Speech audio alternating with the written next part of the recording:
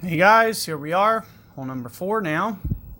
And I may just kind of stick with this Titan. So this, maybe 3 straight Titans. This is a good course for Titans for the rookie tournament because using this quarterback has its advantages. So if you can stay away from that extra mile, it's ideal. However, I may go extra mile here on this one just because of the way that this is lining up. That's tough. That's a tough call. I would have really liked a little bit better wind. If you have something a little bit better distance-wise, I really don't.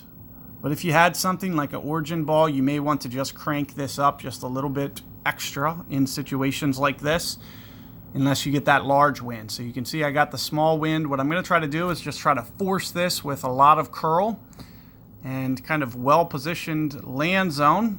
So I can hopefully just try to favor this right-hand side a little bit more. What this should do is keep me within short iron range. So you'll see that oftentimes when you use curl like that, you may actually outdrive extra miles. So that's one of the main reasons. Or, I may be in closer proximity to the hole than my opponent, who is going to use an extra mile 7. So keep that in mind as to why that I'm doing that. But know that that ball, it's going to fly probably at a 2.2. It probably flew maybe 3.5, 3.8 rings, somewhere around that, almost 4 rings in that situation. However, keep in mind you could have as much as a 4 or 5 wind where you might need to start backing off because it might almost go through on the first bounce. So you do have to, it's very wind specific how you might need to play that. So if you do get like a 5 wind, you may need to start backing off.